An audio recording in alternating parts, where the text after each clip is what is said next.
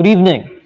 Dismissed Bamban Mayor Alice Guo will face perjury and disobedience to summons charges, which the Senate plans to file before a local court within the week, according to Senator Sherwin Gatchalian. In a forum at the Senate on Thursday, August 29, Gatchalian says he had spoken to Senate Secretary Renato Bantug, who informed him that the cases would be filed anytime soon. They're just polishing it. Medyo naging busy lang because of all of these things happening, no? Yung pagdating ni Sheila Go, but ready na rin i-file yun. So, 2 cases will be filed, perjury and disobedience, no? Under the revised penal code. However, Gatchalian says the cases to be filed against the dismissed mayor are bailable. So, pwede siyang mag-bail. But pwede rin naman mag-request ang Senado na mag-issue ng mag-request for a whole departure order depending sa gravity nung kaso niya, no. But pwede rin 'yon i-request ng Senado lalo na lumalabas na sentro siya sa mga krimen na nangyayari, no. So we can request for that from the courts. Alice Guo managed to flee the country despite an existing arrest warrant and lookout bulletin order against her. During the Senate hearing on August 27, Sheila Guo, who was earlier identified as Alice's sister, bared that they left the country together with Alice's brother Wesley Guo last month. She added that they transferred boats going to Malaysia.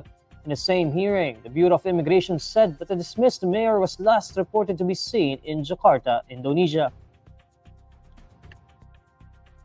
President Bongbong Marcos says that the Permanent Court of Arbitration is an important part of the Philippines' foreign policy. During the courtesy call of Permanent Court of Arbitration Secretary General Marcin Shepelak in Malacanang on Thursday, August 29, Marcos reiterates the importance of the Permanent Court of Arbitration to the country amid the challenges it is facing. The Permanent Court of Arbitration is an important part of our foreign policy, considering all of the challenges that we are facing right now. And our continuing adherence to international law. The Court of Arbitration is one area where we can say that is an argument that we can make and have made in several instances. The Permanent Court of Arbitration became particularly important to Manila in 2013 when it questioned Beijing's then 9-dash line before the tribunal. The now 10-dash line is China's sweeping claim over most of the South China Sea, including the West Philippine Sea, which is well within the Philippines' exclusive economic zone. The arbitral tribunal in 2016 ruled in favor of the Philippines, affirming its exclusive sovereign rights over the West Philippine Sea. Despite the ruling, China has continued to encroach on Philippine waters, harassing Filipino ships and fishermen. The Armed Forces of the Philippines welcomes Washington's offer of assistance for the rotation and resupply mission of Manila in the West Philippine Sea, but insists that the country should rely on itself first. In a press conference on Thursday, August 29, AFP Chief General Romeo Brawner Jr. maintains that the Philippines shall do the resupply mission unilaterally. We're happy that the United States has given us a lot of options, including that of joining or escorting us for the RORE. But as I said earlier, we are going to do the mission unilaterally. We will depend on ourselves first, and we will try to exhaust all the options first before asking help. After we exhaust all of the options and if nothing works, then that's the time we can ask for help.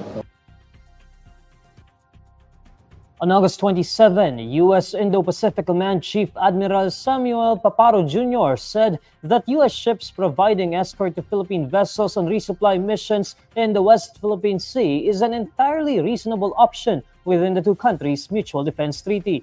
Meanwhile, Pentagon Press Secretary Major General Pat Ryder has said that the Philippines will remain the lead for its own operations, while adding that the U.S. will continue to support Manila's supply run to its troops in the West Philippine Sea. The Supreme Court has ruled that decades-long unjustified absence from the marital home may be considered evidence of psychological incapacity to comply with marital obligations. In a statement on Thursday, August 29, the Supreme Court cites the case of Leonora de la Cruz Lanuza against her husband, Alfredo Lanuza Jr. Leonora and Alfredo married in 1984 and then separated after 10 years due to Alfredo's changed behavior. It adds that Alfredo refused to provide financial support to his family and engaged in extramarital affairs. After their separation in 1994, Alfredo married several women. Leonora then filed a petition to nullify her marriage, but it was both denied by a regional trial court and the Court of Appeals. The regional trial court said there was not enough evidence to prove Alfredo's subsequent marriages, prompting Leonora to file the petition to the Supreme Court. The Supreme Court's Second Division ruled in Leonora's favor, nullifying the marriage between Leonora and Alfredo on the ground of psychological incapacity, which made him unable to fulfill his marital duties. The Supreme Court's statement cites that under Article 68 of the Family Code, spouses are obliged to live together, observe mutual love, respect, and fidelity, and render mutual help and support. It adds that Alfredo's infidelity, lack of support for his wife and children, and unjustified absence from his family indicate that he does not understand the responsibilities of a husband and father. The Metropolitan Manila Development Authority is determined to file complaints against a driver who had a traffic agent cling onto the hood of a car as he allegedly tried to escape after hitting a motorcycle in Taguig City. In a video uploaded by the MMDA, the traffic law enforcer was seen clinging to the hood of a speeding red car while another MMDA personnel was chasing it. The road incident happened on Tuesday, August 27.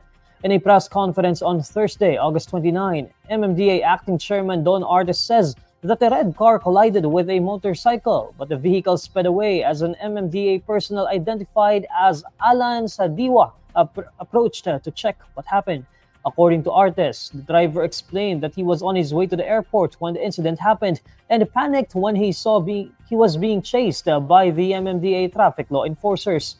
However, the MMDA chief stresses that the driver's explanation is unacceptable. In the same press conference, Artes says despite the apology of the driver who requested anonymity, they will pursue administrative and criminal charges against the driver. Anyway, kahit po siya ay humingi ng tawad sa amin, it will not affect yung pagpa-file po natin ng kaso. In fact, we already filed a complaint sa LTO. In the coming days, we're preparing po yung criminal complaint. Ang legal po namin ang na gumagawa. Baka nga po mag-file kami ng attempted homicide dito po sa driver po ng nasabing sasakyan. And these are the stories you need to know today. I'm Neil Mercado. Follow INQUIRER.net on Facebook, X, YouTube, TikTok, Instagram, and Reddit. For more stories, visit INQUIRER.net. Good evening.